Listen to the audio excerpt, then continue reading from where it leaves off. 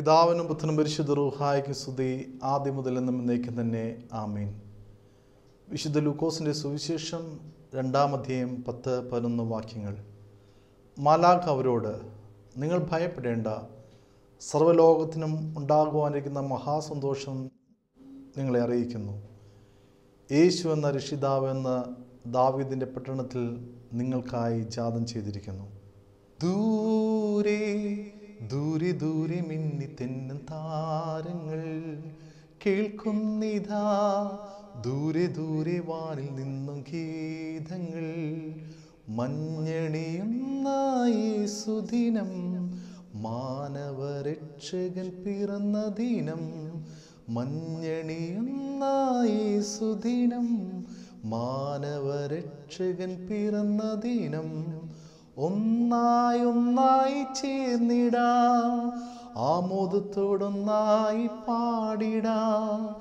ഒന്നായി ഒന്നായി ചേർന്നിടാം, ആമോദത്തോടൊന്നായി പാടിടാം.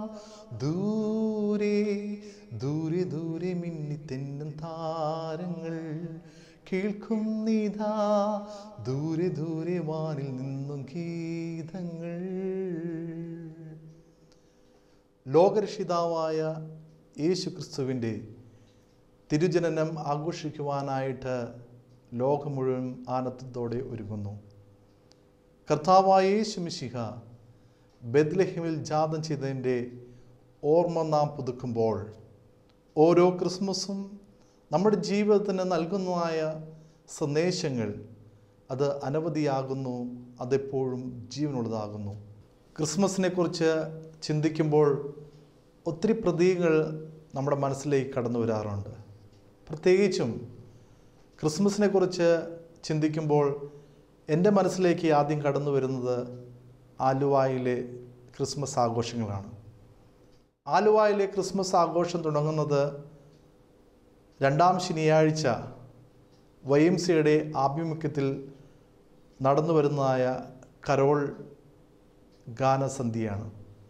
ആലുവായിലും പരിസരത്തുമുള്ള എല്ലാ ദേവാലയങ്ങളിൽ നിന്നുള്ള കരോൾ ഗായക സംഘങ്ങൾ അന്ന് അവിടെ ഗാനങ്ങൾ ആലപിക്കും. എത്ര മനോഹരമായിരുന്നു ആ ക്രിസ്മസ് എന്ന് ഞാൻ ആലോചിച്ചു പോവുകയാണ്.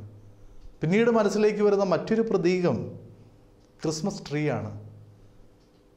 വളരെ ഉത്സാഹത്തോടു കൂടി ക്രിസ്മസ് ട്രീ എല്ലാം ഉണ്ടാക്കിയത് ഞാൻ ഓർത്തു പോകുന്നു. മഞ്ഞിന് പകരമായിട്ട്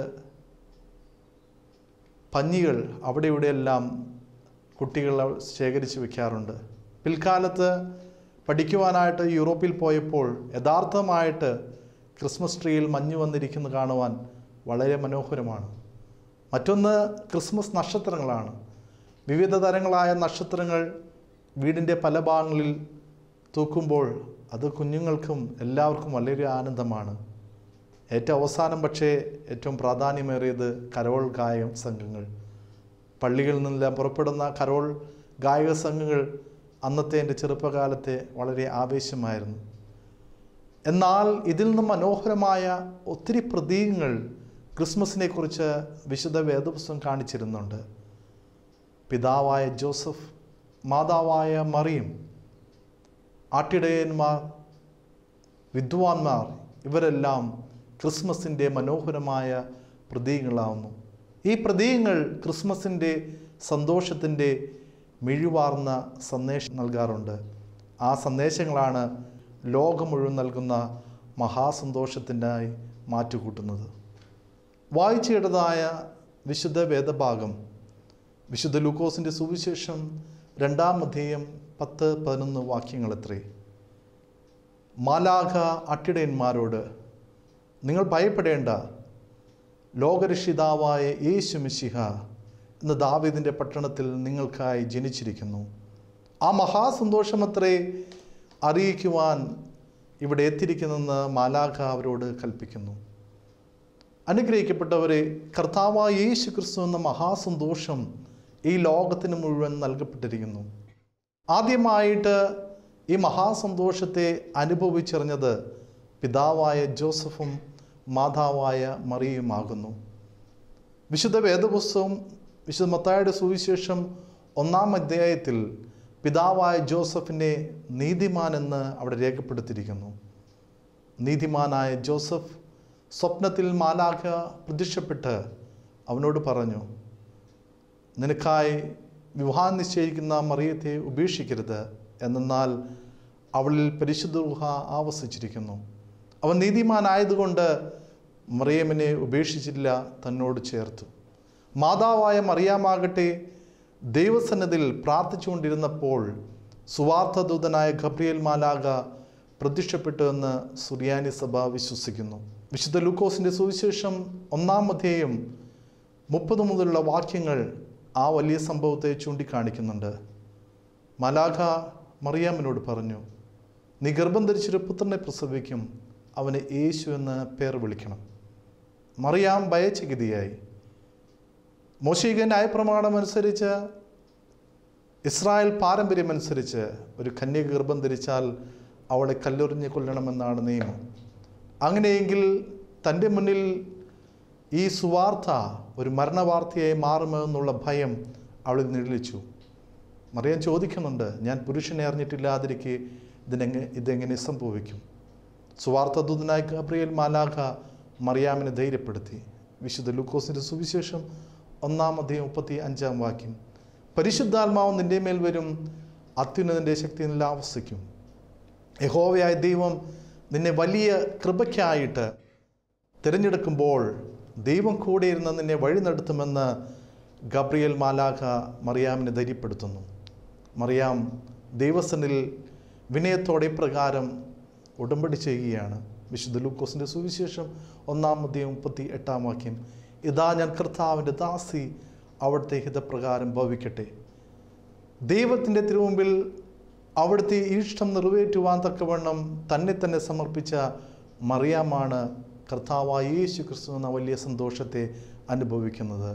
നീതിമാനായ ജോസഫും ദൈവസന്നിധിയിൽ തന്നെ തന്നെ സമർപ്പിച്ച മറിയം ഇതാ കർത്താവിൻ്റെ സന്തോഷത്തിൽ പങ്കുചേരുകയാണ്. മൂന്നാമതായിട്ട് ആ സന്തോഷത്തിൽ പങ്കുചേരുന്നത് ആട്ടിടയന്മാരാകുന്നു. രാത്രിയിൽ തങ്ങളെ ഭരമേൽപ്പിച്ച ആട്ടിൻകൂട്ടത്തെ കാവൽ കാത്തുകൊണ്ട് നിന്നപ്പോഴാണ് മാലാഖ അവരോട് പ്രത്യക്ഷപ്പെട്ട് അവരെ സത്വാർത്ത അറിയിക്കുന്നത്. അവർ വേഗം ബെത്ലഹേമിൽ ചെന്ന് ആ ശിശുവിനെ മാതാവിനോട് കൂടെ കണ്ട് വണങ്ങി. തങ്ങളിൽ നിക്ഷിപ്തമായിരിക്കുന്ന കടമകളെ നിർവഹിക്കുന്നവർക്ക് ദൈവത്തിൻ്റെ സന്തോഷം അത് അനുഭവിക്കുവാനായിട്ട് സാധിക്കും. ഇതാ ആട്ടിടയന്മാർ തങ്ങളുടെ ജീവിതചര്യയിൽ ഒന്നാണ് തങ്ങളെ ഭരമേൽപ്പിച്ച ആടുകളെ നന്നായി നോക്കുക എന്നുള്ളത്. അനുഗ്രഹിക്കപ്പെട്ടവരെ, നമ്മുടെ ജീവിതത്തിലും ഇതുപോലെ കടമകൾ നമ്മെ ഭരമേൽപ്പിച്ചിട്ടുണ്ട്. വിശുദ്ധ യോഹന്നാൻ്റെ സുവിശേഷം 15-ാം അധ്യായം 16-ാം വാക്യം, നിങ്ങളല്ല എന്നെ തിരഞ്ഞെടുത്തത്, ഞാൻ എത്രയേ നിങ്ങളെ തിരഞ്ഞെടുത്തത്. ദൈവം നമ്മളെ തിരഞ്ഞെടുത്താക്കിയിരിക്കുന്നത് ദൈവേഷ്ടം നിർവഹിക്കുവാനും ദൈവത്തിനായി ജീവിക്കുവാനും അത്രേ. അപ്രകാരം നമ്മെ ഭരമേൽപ്പിക്കുന്ന കടമകൾ നാം നേരായ വിധം പ്രവർത്തിച്ചാൽ നമുക്ക് ദൈവത്തിൻ്റെ സന്തോഷം അത് അനുഭവിക്കാൻ സാധിക്കുമെന്ന് ആട്ടിടയന്മാരുടെ ജീവിതം നമ്മെ പഠിപ്പിക്കുന്നു. നാലാമതായിട്ട് കർത്താവിൻ്റെ സന്തോഷം അനുഭവിച്ചറിഞ്ഞത് 3 വിദ്വാൻമാരാകുന്നു. അവർ കാലങ്ങളെ ഗ്രഹിച്ച് നോക്കിക്കൊണ്ട് ബെത്ലഹേമിൽ പിറക്കുന്ന രാജാവിനെ തേടി വന്നു. പക്ഷേ ആദ്യം അവർ നിന്നത് ഹെറോദോസിൻ്റെ കൊട്ടാരത്തിലാണ്. എന്നാൽ അവിടെ ലോകത്തിൻ്റെ രക്ഷിതാവിനെ കണ്ടെത്തുവാൻ സാധിച്ചില്ല. അവർ ലക്ഷ്യം നിറവേറ്റാതെ മടങ്ങിപ്പോവുകയല്ല ചെയ്തത്, വീണ്ടും ആ രാജാവിനോട്, ഹെറോദോസ് രാജാവിനോട് അതിനെക്കുറിച്ച് അറിയിച്ചു. ഹെറോദോസ് രാജാവ് ഒരു കൗശലം അവിടെ എടുത്തു, നിങ്ങൾ പോയി ആ ശിശുവിനെ കണ്ട് വണങ്ങി വരുമ്പോൾ എന്നെയും അറിയിക്കണമെന്ന്. ഇതാ 3 വിദ്വാൻമാർ വീണ്ടും യാത്ര തുടങ്ങി. ആ നക്ഷത്രം അവരെ ബെത്ലഹേമിലെ കല്ലിടാവിൽ കൊണ്ടെത്തിച്ചു. 3 പേരും തങ്ങളുടെ നിക്ഷേപ പാത്രങ്ങൾ തുറന്ന് കർത്താവായ യേശു ക്രിസ്തുവിൻ്റെ സന്നിധിയിൽ സമർപ്പിച്ചു. അവരും കർത്താവിൻ്റെ സന്തോഷത്തെ അനുഭവിച്ചു. ലക്ഷ്യബോധത്തോടെ നീങ്ങുന്നവർക്ക് അവസാനത്തോളം സഹിച്ചു നിൽക്കുന്ന രക്ഷ പ്രാപിക്കുമെന്ന് വിശുദ്ധ വേദപുസ്തകം സാക്ഷിക്കുന്നു. ഇതാ 3 വിദ്വാൻമാർ തങ്ങളുടെ ത്യാഗങ്ങളെ നിവർത്തിക്കുവാൻ തക്കവണ്ണം അവസാനം വരെ നിലനിൽക്കുന്നു. അവർ ലക്ഷ്യത്തിൽ എത്തിച്ചേരുന്നു. ദൈവമെന്ന മഹാസന്തോഷത്തെ അവർ അനുഭവിക്കുന്നു. പക്ഷേ അവർ തിരിച്ച് മടങ്ങി വന്ന വഴി വേറൊരു വഴിയെ മാറിപ്പോവുകയാണ്. അനുഗ്രഹിക്കപ്പെട്ടവരെ, നാം ജീവിക്കുന്ന വഴികളിൽ അത് പാപമംഗലമെങ്കിൽ ആ വഴികളോട് യാത്ര പറഞ്ഞ് ദൈവത്തിൻ്റെ സന്നിധിയിൽ, ദൈവത്തിൻ്റെ വഴിയിൽ, നേരായ പാതയിൽ നടക്കുവാൻ നാം ആഗ്രഹിച്ചാൽ അവിടെ ദൈവത്തിൻ്റെ നന്മയും സന്തോഷവും നമുക്ക് അനുഭവവേദ്യമാകും. ഹാബേലിൻ്റെയും കായൻ്റെയും ബലിയെക്കുറിച്ച് നമുക്കറിയാം. ഹാബേലിൻ്റെ ബലി ദൈവം സ്വീകരിച്ചു, കായൻ്റേതോ സ്വീകരിച്ചില്ല. കായൻ നിരാശനായി. ദൈവം അവനെ ബോധ്യപ്പെടുത്തുകയാണ്. ഉൽപ്പത്തി പുസ്തകം 4:7, നീ നന്മ ചെയ്യുന്നില്ല എങ്കിൽ പാപം നിൻ്റെ പടിവാതിൽ കിടക്കുന്നു. അനുഗ്രഹിക്കപ്പെട്ടവരെ, നന്മ ചെയ്യുന്ന വഴികളെ നോക്കി സഞ്ചരിക്കുവാൻ നമുക്ക് സാധിച്ചാൽ, ആ 3 വിദ്വാൻമാർ ഹെറോദോസിൻ്റെ കൊട്ടാരത്തിൽ നിന്നില്ല, അവർ നന്മയാകുന്ന രക്ഷിതാവാകുന്ന യേശു എന്ന സന്തോഷത്തെ തേടി വീണ്ടും യാത്ര തിരിക്കുന്നു. അവർ മടങ്ങി മറ്റൊരു വഴിയെ പോകുന്നു. നമുക്ക് നമ്മുടെ ജീവിതത്തിൽ യേശു എന്ന രക്ഷിതാവിനെ തേടി യാത്ര തിരിക്കാം. അവിടെ ചെല്ലുമ്പോൾ രക്ഷിതാവിൻ്റെ സന്തോഷത്തെ നാം തിരിച്ചറിയുമ്പോൾ പാപത്തിൻ്റെ വഴിയിൽ നിന്ന് മാറി മറ്റൊരു വഴിയിൽ കൂടി ദൈവത്തിനായി യാത്ര ചെയ്യുവാൻ നമുക്ക് സാധിക്കണം. അനുഗ്രഹിക്കപ്പെട്ടവരെ, ഈ 4 പേർ ദൈവത്തിൻ്റെ സന്തോഷത്തിൽ കർത്താവായ യേശു ക്രിസ്തുവിൻ്റെ തിരുപ്പിറവിൽ നേരിട്ട് സന്തോഷത്തെ അനുഭവിച്ചുവെങ്കിൽ കർത്താവിൻ്റെ സന്തോഷത്തെ അനുഭവിച്ച ഒത്തിരി പേരെ വിശുദ്ധ വേദപുസ്തകം കാണിക്കുന്നുണ്ട്. വിശുദ്ധ യോഹന്നാൻ്റെ സുവിശേഷം 8-ാം അധ്യായത്തിൽ പാപിനിയായ സ്ത്രീ ജീവിതത്തെ നമുക്ക് കാണിച്ചിരുന്നു. പാപത്തിൽ ജീവിച്ച അവളെ കല്ലെറിഞ്ഞു കൊല്ലുവാനായിട്ട് ഇതാ യഹൂദന്മാർ ഓടിച്ചു കൊണ്ടുവരുന്നു. അവരുടെ മുമ്പിൽ അതാ യേശു ക്രിസ്തു പ്രത്യക്ഷപ്പെടുന്നു. കല്ലുമായി നിന്നവരുടെ മുമ്പിൽ കർത്താവായ യേശു ക്രിസ്തു ഒരു ചോദ്യം ചോദിക്കുകയാണ്, നിങ്ങൾ പാപമില്ലാത്തവർ ഇവളെ കല്ലെറിയട്ടെ.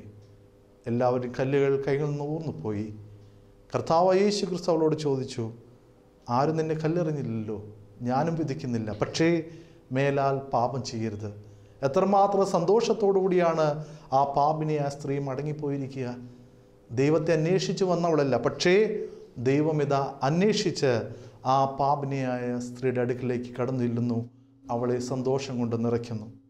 വിശുദ്ധ ലൂക്കോസിൻ്റെ സുവിശേഷം 19-ാം അധ്യായത്തിൽ മറ്റൊരു വ്യക്തിയെ നാം കാണുന്നു. മറ്റാരുമല്ല, ചുങ്കക്കാരിൽ പ്രമാണിയായ സക്കായി. ഇതാ ഇവിടെ സക്കായി യേശുവിനെ കാണുവാനായിട്ട് ഓടുകയാണ്. ഇപ്രകാരമാണ് വിശുദ്ധ ലൂക്കോസ് മനോഹരമായി വിവരിച്ചിരിക്കുന്നത്. യേശു ഏതാണെന്ന് കാണുവാൻ ആഗ്രഹിച്ച് ഓടി മുമ്പിൽ കിടന്ന് ഒരു കാട്ടുതീയിൽ കയറി. അത്രമാത്രം ഉള്ളിൻ്റെ ഉള്ളിൽ യേശു എന്ന സന്തോഷത്തെ കാണുവാനായിട്ട് സക്കായുടെ ഹൃദയം അതിയായി ആഗ്രഹിച്ചിരുന്നു. പക്ഷെ അവനൊരു കാര്യം ശ്രദ്ധിച്ചിരുന്നു, യേശു അവനെ കാണാൻ പാടില്ല. അവൻ ഓടിയൊരു കാട്ടുതീയിൽ കയറി ഒളിച്ചിരുന്നു. എന്നാൽ രക്ഷിതാവായ ആ മഹാസന്തോഷം ഇതാ സക്കായെ തിരിച്ചറിയുകയാണ്. സക്കായുടെ അടുത്ത് പറഞ്ഞു, സക്കായ്, നീ വേഗം ഇറങ്ങി വരിക, ഇന്ന് എനിക്ക് നിൻ്റെ വീട്ടിൽ താമസിക്കേണ്ടിയിരിക്കുന്നു.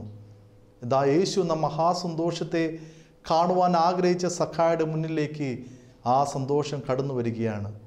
അവൻ ഒറ്റ നിൽപ്പിൽ പറഞ്ഞു, എനിക്കുള്ളതെല്ലാം ഞാൻ കൊടുക്കുകയാണ്. പകുതി ഞാൻ ദരിദ്രർക്ക് കൊടുക്കുന്നു, മറ്റൊരു പകുതി അധികമായിട്ട് അപഹരിച്ചിട്ടുള്ളവർക്ക് അത് 4 മടങ്ങായിട്ട് മടക്കി കൊടുക്കുന്നു. കർത്താവ് യേശു ക്രിസ്തു ശാന്തതയോടുകൂടി പറഞ്ഞു, ഇവനും അബ്രഹാമിൻ്റെ മകനാകിയാൽ ഇന്ന് ഈ ഭവനത്തിന് ജീവനുണ്ടായി, സന്തോഷമുണ്ടായി. അനുഗ്രഹിക്കപ്പെട്ടവരെ, കർത്താവായ യേശു ക്രിസ്തു സക്കായെ തേടി ചെല്ലുന്നു, സക്കായുടെ ആഗ്രഹത്തെ നിവർത്തിക്കുന്നു, അവന് സന്തോഷം കൊടുക്കുന്നു. അനുഗ്രഹിക്കപ്പെട്ടവരെ, യേശു എന്ന മഹാസന്തോഷം ഈ ലോകത്തിന് മുഴുവൻ അനുഭവവേദ്യമാകുന്നു. നീതിമാനായ ജോസഫ് കർത്താവായ യേശു ക്രിസ്തുവിൻ്റെ സന്തോഷം അനുഭവിക്കുന്നു. ദൈവസന്നദ്ധിയിൽ ഇതാ ഞാൻ കർത്താവിൻ്റെ ദാസി എന്ന് പറഞ്ഞുകൊണ്ട് തന്നെ തന്നെ സമർപ്പിച്ച മാതാവായ മറിയാം യേശു എന്ന സന്തോഷത്തെ അനുഭവിക്കുന്നു. രാപ്പാർത്തിരുന്ന ആട്ടിടയന്മാർ, തങ്ങളുടെ ജോലികൾ യഥാവിധം നിർവഹിച്ചിരുന്ന ആട്ടിടയന്മാർ, തങ്ങളുടെ കടമകൾ നിർവഹിച്ചിരുന്ന ആട്ടിടയന്മാർ ഇതാ യേശു എന്ന സന്തോഷത്തെ കണ്ടു വണങ്ങുന്നു. വിദ്വാൻമാരും തങ്ങൾ യേശു എന്ന സന്തോഷത്തെ കാണുവാനായിട്ട് വരുന്നു. എന്നാൽ പാപത്തിൽ നിന്ന് വഴിമാറിപ്പോകുന്നത് പോലെ അവൻ വഴികളെ മാറിക്കൊണ്ട് ആ സന്തോഷത്തെ അനുഭവിച്ചുകൊണ്ട് മടങ്ങിപ്പോകുന്നു. ഇതാ വീണ്ടും പാപിനിയ സ്ത്രീയെ കർത്താവായ യേശു ക്രിസ്തു തേടി ചെല്ലുന്നു, അവൾക്ക് സന്തോഷത്തെ നൽകുന്നു. യേശുവിനെ കാണുവാനായിട്ട് ആഗ്രഹിച്ചു വന്ന സക്കായുടെ മുന്നിലേക്ക് കർത്താവായ യേശു ക്രിസ്തുവിന് സന്തോഷം ഇതാ അവൻ്റെ ഭവനത്തിലേക്ക് ചെന്ന് അവൻ്റെ കുടുംബത്തെ ജീവനുള്ളതാക്കി തീർക്കുന്നു. അനുഗ്രഹിക്കപ്പെട്ടവരെ, ഇതാണ് ക്രിസ്മസ്. യേശു ക്രിസ്തു എന്ന രക്ഷിതാവെന്ന മഹാസന്തോഷം നമ്മുടെ ഭവനത്തിലേക്ക്, നമ്മുടെ ജീവിതത്തിലേക്ക്, നമ്മുടെ വ്യക്തിപരമായ എല്ലാത്തിലേക്ക് കടന്നു വരുന്നതാണ് ക്രിസ്മസ്. ഈ ക്രിസ്മസാണ് നമ്മൾക്ക് അനുഭവവേദ്യമാകേണ്ടത്. നമ്മുടെ ജീവിതവും ഈ ലോകത്തിനായിട്ട് സന്തോഷം നൽകുന്ന ഒന്നായി മാറ്റാം. ജൂലൈ മാസത്തിൽ തായ്ലാൻഡിലെ താം ലുവാങ് എന്ന ഗുഹയിൽ ഒരു ഫുട്ബോൾ കോച്ചും 12 കുട്ടികളും അകപ്പെട്ടു. 10 ദിവസമായിട്ട് അവർ ആ ഗുഹയിലായിരുന്നു. എല്ലാവരും പരിഭ്രമിച്ചു, എന്ത് ചെയ്യണം? ലോകം മുഴുവനും അവരെ വീണ്ടെടുക്കുവാനായിട്ട്, അവർക്ക് സന്തോഷം നൽകുവാനായിട്ട് ഒത്തുചേരുകയാണ്. UK-യിൽ നിന്നും അമേരിക്കയിൽ നിന്നും ഓസ്ട്രേലിയയിൽ നിന്നും എല്ലാം വിദഗ്ധർ അവിടെ എത്തി. എന്തിനു പറയുന്നു, നമ്മുടെ രാജ്യമായ ഇന്ത്യയിൽ നിന്ന് പോലും ടെക്നീഷ്യൻസ് അവിടെ ചെന്ന് അവരെ പുറത്തെത്തിക്കുവാനായിട്ടുള്ള ആ വലിയ സംരംഭത്തിൽ പങ്കുചേർന്നു. അതിലൊരു ഡോക്ടർ റിച്ചാർഡ് ഹാരിസ്, അദ്ദേഹം ഓസ്ട്രേലിയയിൽ നിന്നുള്ള ഡോക്ടറായിരുന്നു. അദ്ദേഹത്തിൻ്റെ പിതാവ് മരിച്ച സമയം, എന്നാൽ അതെല്ലാം മാറ്റി നിർത്തിക്കൊണ്ട് തൻ്റെ ഉത്തരവാദിത്വം നിർവഹിക്കുവാനായിട്ട് ആട്ടിടയന്മാരെ പോലെ രാപ്പാർത്തിരുന്ന ആ ആടുകൾക്കായിട്ട് തങ്ങളെ തന്നെ സമർപ്പിച്ചതുപോലെ ആ മക്കളെ സംരക്ഷിക്കുവാൻ, തിരിച്ച് സന്തോഷത്തോടെ തിരിച്ചെത്തിക്കുവാൻ, അവരുടെ മാതാപിതാക്കൾക്ക് സന്തോഷം കൊടുക്കുവാനായിട്ട് ആ ഡോക്ടറും എത്തി. പിന്നീടുണ്ടായത് അത്ഭുതമാണ്. ലോകം മുഴുവൻ അവർക്ക് വേണ്ടി പ്രാർത്ഥിച്ചു. അവർ സമാധാനത്തോടെ സന്തോഷത്തോടെ തിരികെ അവരുടെ ജീവിതത്തിലേക്ക് മടങ്ങി. അനുഗ്രഹിക്കപ്പെട്ടവരെ, ഈ ഒരു സന്തോഷം നമ്മുടെ ജീവിതത്തിലൂടെ മറ്റുള്ളവർക്ക് പങ്കുവയ്ക്കാനായിട്ട് സാധിക്കണം. അപ്പോഴാണ് ക്രിസ്മസ് നമ്മുടെ ജീവിതത്തിന് അർത്ഥം നൽകുന്നത്. നോമ്പും പ്രാർത്ഥനയുമെല്ലാം നാം അനുഷ്ഠിക്കാറുണ്ട്. മോറഫ്രേം ഇപ്രകാരം പാടുന്നുണ്ട്: 40 നോമ്പോടഗതിക്കാർ കപ്പോമേകി പോറ്റുക നീ, മന്നവനീശനെ പോൽ 7 കുറി പ്രാർത്ഥിച്ചിടുക.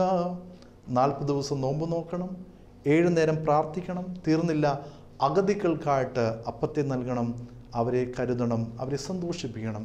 അനുഗ്രഹിക്കപ്പെട്ടവരെ, നമ്മുടെ പ്രാർത്ഥനയും നമ്മുടെ അനുഷ്ഠാനങ്ങളുമെല്ലാം ജീവിതങ്ങളെ സന്തോഷിപ്പിക്കുന്ന ഒന്നായി മാറണം. അത് ജീവിതത്തെ സന്തോഷിപ്പിക്കുന്ന ഒന്നായി മാറുമ്പോൾ എല്ലാ ദിനവും നമുക്ക് ക്രിസ്മസ് ദിനങ്ങളായി മാറ്റാം. എല്ലാ ദിനവും യേശു ക്രിസ്തു നമ്മുടെ ജീവിതത്തിലും നമ്മുടെ വഴികളിലും ജനിക്കുന്ന അനുഭവം നമുക്ക് അനുഭവിച്ചറിയാൻ സാധിക്കും. ഇന്നിൻ്റെ ലോകത്ത് ഏവരും സാത്വതയുടെ മധ്യത്തിൽ ജീവിക്കുന്നു. ഈ അടുത്ത കാലത്ത് നമ്മുടെ രാജ്യം, നമ്മുടെ കൊച്ചു കേരളം വലിയ ജലപ്രളയത്താൽ നാം കഷ്ടപ്പെട്ടു. എന്നാൽ അവിടെ നമുക്കെല്ലാവർക്കും ഒരുമിച്ച് കൂടി വീണ്ടും ആ ഒരു നന്മയുടെ പാഠങ്ങൾ നമുക്ക് നമ്മുടെ സമൂഹത്തിൽ കാണിച്ചു കൊടുക്കുവാൻ സാധിച്ചത് എന്തുകൊണ്ടാണ്? മറ്റൊന്നുമല്ല, നമ്മുടെ സന്തോഷം മറ്റുള്ളവർക്കായിട്ട് പങ്കുവയ്ക്കാനുള്ള ആ വലിയ മഹാമനസ്കത. അനുഗ്രഹിക്കപ്പെട്ടവരെ, നമ്മുടെ ജീവിതം ചെറുതെങ്കിലും ഓരോ പ്രവർത്തനങ്ങളും സന്തോഷത്തിനായിട്ട്, മറ്റുള്ളവരെ കരുതുവാനായിട്ടും മറ്റുള്ളവരെ നന്മയിലേക്ക് വഴി നടത്തുവാനായിട്ട് നമുക്ക് യത്നിച്ചാൽ നമ്മുടെ ക്രിസ്മസ് അത് മനോഹരമായി തീരുന്നു. എന്നും ക്രിസ്മസ് ആകുന്നു. ക്രിസ്മസിൻ്റെ സന്തോഷം സർവ്വലോകത്തിനുമാണ്. അത് ജാതികൾക്ക് അതീതമാണ്, അതിർവരമ്പുകൾക്ക് അതീതമാണ്. അത് എല്ലാവരെയും, അത് യവനായക്കാരനെന്നോ സ്ത്രീയെന്നോ പുരുഷനെന്നോ യഹൂദനെന്നോ വേർതിരിക്കാതെ എല്ലാവർക്കും അനുഭവവേദ്യമാകുന്ന ഒന്നായി മാറുന്നു. അനുഗ്രഹിക്കപ്പെട്ടവരെ, ഈ ക്രിസ്മസ് നമുക്ക് സന്തോഷത്തിൻ്റെ അനുഭവമാക്കി തീർക്കാം. നമ്മുടെ ചെറിയ ജീവിതം കൊണ്ട് മറ്റുള്ളവർക്ക് സന്തോഷം കൊടുക്കുവാൻ സാധിച്ചാൽ, നമ്മുടെ ചെറിയ പ്രവൃത്തികൾ മറ്റുള്ളവർക്ക് അനുഗ്രഹമായി തീർന്നാൽ, നമ്മുടെ പ്രവർത്തനങ്ങൾ ഒരു വലിയ സമൂഹത്തിന് സന്തോഷം നിറവുള്ളതാക്കി തീർക്കുവാൻ സാധിച്ചാൽ, ഓരോ ക്രിസ്മസും നമ്മുടെ ജീവിതത്തിന് അനുഭവവേദ്യമാവുന്നു. ഇപ്രകാരം ലോകത്തിന് സന്തോഷം നൽകുന്ന കർത്താവായ യേശു ക്രിസ്തു നൽകിയതായ സന്തോഷം നമ്മുടെ ജീവിതത്തിലൂടെ നമുക്ക് മറ്റുള്ളവർക്കായി പകർന്നു കൊടുക്കാം. ആയതിനായിട്ട് ഈ ക്രിസ്മസ് നമുക്കെല്ലാവർക്കും ഒരു നന്മയുടെ പുതുജീവൻ നൽകട്ടെ എന്ന് പ്രാർത്ഥിക്കുന്നു.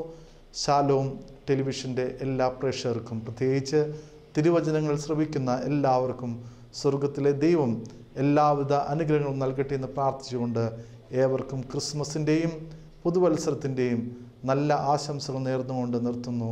ദൈവം അനുഗ്രഹിക്കട്ടെ.